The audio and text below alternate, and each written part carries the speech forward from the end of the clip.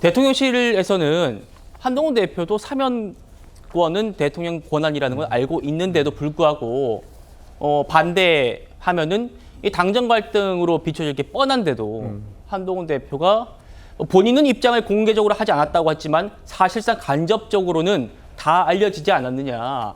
뭐 선명하게 반대 입장 냈는데 이거 좀 자기 정치하는 거 아니냐 이런 입장을 냈더라고요. 어떻게 좀 반응하십니까? 뭐 자기 정치 해야죠. 당연히 지금 여당의 집권 여당의 당 대표인데 뭐 자기 정치 안 하면 뭘 하겠다는 것이 그러니까 이제까지 국민의힘이 국민들에게 심판을 받았던 것은 하명 정치만 했기 때문이에요. 용산에서 하명 떨어진 대로만 행동했기 때문에 이제까지 지금의 어떤 국민의힘 상황이라고 보고 저는 당심은 한동훈이다라는 어떤 그런 전제에서 한동훈 대표가 저는 계산된 어떤 정치 플레이를 했다고 봅니다.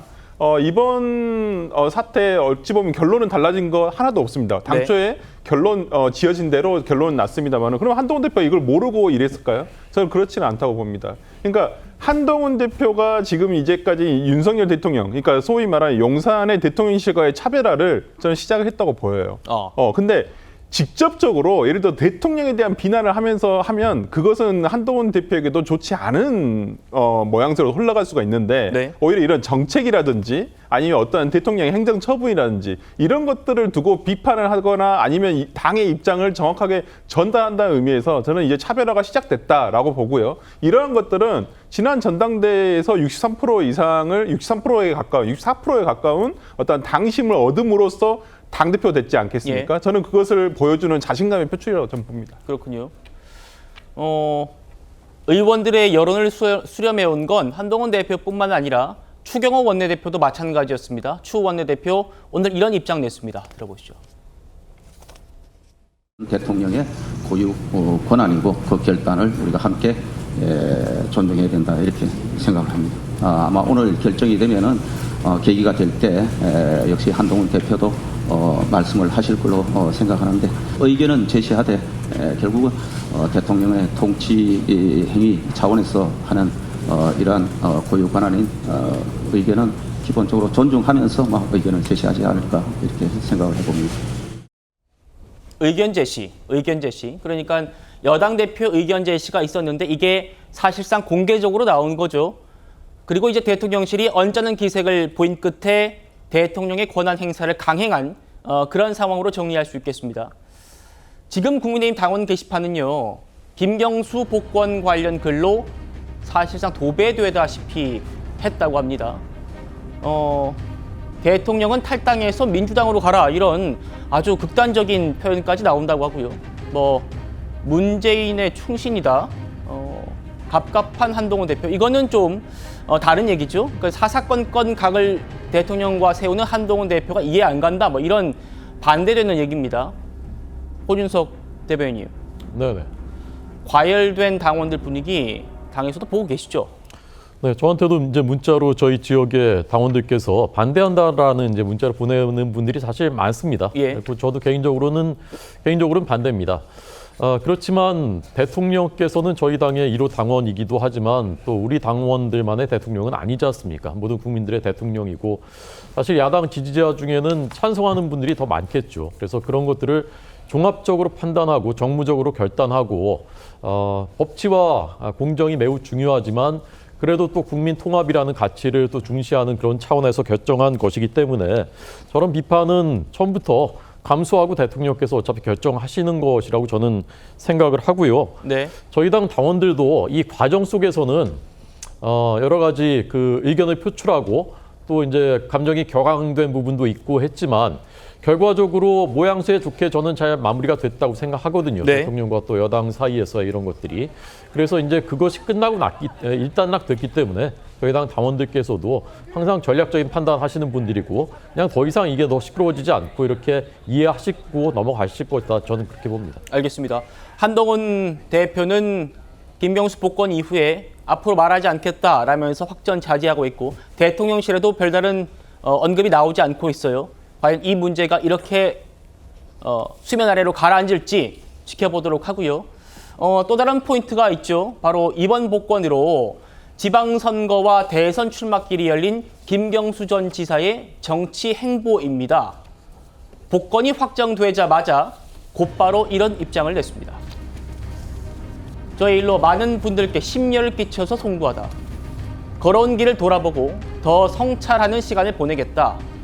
복권을 반대했던 분들의 비판에 담긴 뜻도 잘 헤아리겠다. 그러면서요, 우리 사회를 위해서 보탬이 될 수 있는 역할이 무엇인지 잘 고민해보겠다. 이렇게 얘기를 했습니다. 일단 민주당의 입장을 좀 여쭤보겠습니다. 강성필 부위원장님. 네. 2022년 사면 때는 받고 싶지 않은 선물을 억지로 받았다 이러면서 좀 뻣뻣한 태도였어요. 그래서 여권에서 반성하는 태도가 없었다라는 게 또 비판 포인트였는데 오늘은 좀 보면 좀 다른 느낌이거든요. 그러니까 이제 정치인에게 있어서는 사면만 되고 복권이 되지 않았다는 것은 예. 계속 어떻게 보면은 이게 출마할 수 없는 감옥 안에 가둬둔 거예요. 그렇기 때문에 본인으로서는 사실 사면만 받아가지고는 의미가 없는 거였습니다. 더구나 형이 많이 남은 것도 아니고 본인이 생각했을 때는 5개월 정도밖에 안 남았기 때문에 본인으로서는 오히려 대통령의 면만, 대통령이 자비로운 어떤 그런 모습만 보여주는 꼴이 됐기 때문에 본인으로서는 그 모습에 비춰지기가 싫었겠죠. 그런데 어쨌든 이번에는 보탬이 되는 것을 고민하겠다라고 했습니다. 근데 지금 현재 김경수 전 지사가 민주당에 들어와서 바로 정치를 시작하기에는 마땅치가 않습니다. 예. 원외 인사잖아요. 뭐 당직이 있는 것도 아니고. 그렇기 때문에 저는 당분간은 어쨌든 해외 체류를 하면서 그리고 차후에 어떤 구심점이 될 수 있는 어떤 모멘텀을 만들도록 한번 노력을 하지 않을까 그렇게 생각을 하고 예. 이 당원들도 지금 당장 김경수 전 지사가 이재명 후보의 대항마가 될 수 있다라고는 생각하지 않습니다. 하지만 민주당으로서 환영하고 반길 건 무엇이냐면 어쨌든 김경수라는 한 명의 대항마가 나왔기 때문에 그 김경수 옆에 김동연 옆에 김부겸까지 이렇게 다양화될 수 있는 어떤 대선 주자들이 들어올 수 있는 공간이 열렸다는 게 민주당으로서 상당히 긍정적인 효과다 그렇게 판단하고 있습니다. 그렇군요. 우리 선거제도를 농락했던 그 본인의 잘못에 대해서 반성하지는 않았습니다만 일단은 뭐 이번 일로 많은 분들께 심력 끼쳐 송구하다 그러면서 걸어온 길을 돌아보고 성찰하는 시간을 보내겠다 이런 표현을 쓰긴 했습니다. 자, 그리고 두 번째 나왔던 시 좀 보여주세요. 구자랑 변호사님. 이거요. 우리 사회를 위해 보탬이 될 수 있는 역할이 무언지 고민하겠다. 저는 사실상 이거 정계복귀 선언으로 보였거든요. 어떻게 바라보십니까? 제가 봐도 그렇게 해석됩니다. 그리고 사실 복권 없는 사면에 대해서 거부의 입장을 표명했던 것부터도 나는 복권까지 받겠다라는 입장이었거든요. 그때부터도 정치 행보를 위한 그런 염두에 둔 발언들을 했던 것이기 때문에 복귀는 아마 시간의 문제지 수순 아닐까 이런 생각을 해보고 네. 저런 부분에 있어서 계속해서 저는 2차 가해를 당하는 느낌이거든요. 여론 조작에 의해서 전 국민이 피해자가 됐는데 본인이 저거에 대해서 반성도 없고 복권에 대해서 저런 정도 메시지로 두루뭉술하게 복권해서 이제 정치 행동을 한다면은 그것을 바라보는 국민들의 마음이 어떨지 저는 이것에 대해서 승부 조작했던 프로야구 선수에 여러 번 비교를 했었는데 예. 그런 선수들은 영구 제명되고 다시 선수로 못 뛰거든요. 근데 관중이 다시 경기를 보러 갔는데 협회에서 마음대로 결정해가지고 그 선수가 배트를 휘두르는 걸 눈앞에서 본다. 정말 고개가 돌아갈 일이고 그 경기의 결과를 믿을 수가 없거든요. 이게 앞으로도 선거에서 계속 벌어질 수 있는데 이걸 이렇게 쉽게 면죄부를 준다면은 이런 선거에 있어서 정당한 대결을 통해 가지고 선거에 이기려는 것보다 이런 공작을 통해서 누구 하나 총대 매면은 이긴다. 그 사람마저도 정치적인 이유를 통해서 사면 복권이 이루어질 수 있다. 이런 안 좋은 선례를 남기는 것이기 때문에 예. 여러모로 좋지 않다. 원칙에 어긋난다. 이런 생각을 하고 네. 그럼에도 불구하고 지금 저 정도 메시지가 받아들여진다면은 아무런 우리 정치계에서는 계속 회자되는 좀 수치스러운 일이 될 것으로 생각을 합니다. 네. 민주당 반응도 좀 살펴보겠습니다. 이재명 전 대표가 메시지를 냈습니다. 바로 보여주세요. 김경수의 복권을 당원들과 함께 진심으로 환영합니다. 국민과 민주당을 위해서 앞으로 더 큰 역할을 해주길 기대한다. 설주환 변호사님. 네. 이재명 후보죠. 다소 드라이하다면 드라이한 내용이고 또 어쨌든 입장을 바로 냈다는 점도 평가할 만한 것 같은데 어떻게 좀 분석하십니까? 그러니까 이재명 대표 지금 전당대회를 통해서 거의 90%에 육박하는 지지율을 가지고 지금 마지막 지금 이제 이번 주에 마지막 이제 전당대회를 기다리고 있습니다만은 저는 뭐 자신감의 표출이라고 봅니다. 현재로서는 김경수 지사가 뭐 민주당의 복당이 아니라 그러니까 뭐 예를 들어 다시 복귀를 해서 예. 정치 활동을 하더라도 크게 어떤 이재명 대표를 대체할 만한 어떤 대선 주자가 되기는 굉장히 어렵습니다. 아, 그렇게 보세요? 네, 그러니까 뭐 이재명 대표가 피선거권이 상실되지 않는 한은 글쎄요. 저는 제가 봤을 땐 지금 민주당 상황 내에서는 아무래도 김경수 지사가 어떤 대항마가 되기는 어렵고요. 뭐 그러한 점에서는 저는 이재명 대표가 상당히 자신감에 차서 저는 굉장히 드라이하게 앵커께서 말씀하신 대로 그냥 얘기한 건 아닌가라는 생각이 들고 뭐 크게 신경 쓰지 않겠다. 네. 아마 좀 그런 의도로 저는 보입니다. 자신감의 표출이고 앞으로 신경 쓰지 않겠다 별로 네. 이런 느낌이다. 알겠습니다. 그런데요. 박상수 국민의힘 대변인이 이런 얘기를 했어요. 앞으로 김경수 복권되면서 이런 시나리오도 가능할 거다. 어떤 시나리오일까요? 들어보시죠. 이재명 당대표와 오히려 힘을 합칠 수도 있을 것 같아요. 2026년 지방선거에서 경남도지사로 이렇게 출마해가지고 차차기를 이렇게 도모하는 이렇게 하는 방안으로 나갈 수도 있지 않을까. 그러면 강성필 부위원장님. 네. 국민의힘 대변인의 전망이니까 여쭤볼게요. 이재명 전 대표와 같이 윈윈하는 길을 선택할 거다. 그러니까 설 변호사님 말씀처럼 당장에 지금 이재명 대세로는 꺾을 만한 그런 힘은 없어 보이고 일단은 뭐 지방선거에서 다시 경남지사에 도전한다든지 그러면서 이재명을 좀 밀어주고 자기는 차차기를 노리는 거다. 이런 분석 어떻게 생각하십니까? 저는 우리 박상수 대변인이 김경수 전 지사가 경남도지사에 다시 도전하는 거는 제가 생각했을 때는 한동훈 당대표가 서울시장 나가는 겁니다.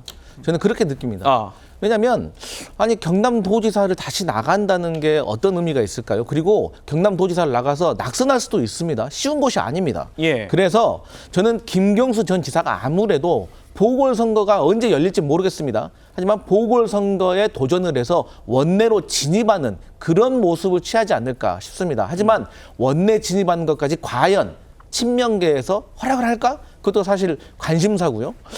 일단 김경수 전 지사로서는 숙제가 있습니다. 이 김경수라는 이름이 이재명의 나름대로의 대항마로 지금 떠오르고 있는데 네. 이름값을 해야 되는데 이 이름값을 하기 위해서는 성과물이 있어야 되거든요. 그래야지 대선 주자로서 지지율도 올라가고 지지율이 올라가야 또 그 가능성이 높고 구심점으로 사람이 모이는데 그러기가 좀 녹록치가 않다. 그래서 다시 말씀드리면 지방선거에 출마하는 것보다는 아무래도 보궐선거가 열렸을 때 보궐선거를 통해서 원내로 진입하는 그런 시나리오를 택하지 않을까 그렇게 예상해 봅니다. 그렇군요. 원내 진입 후에는 대선 도전으로 할 거다. 네. 그런 말씀인가요? 구준환 변호사님. 최재성 전 정무수석은 이렇게 얘기를 했더라고요.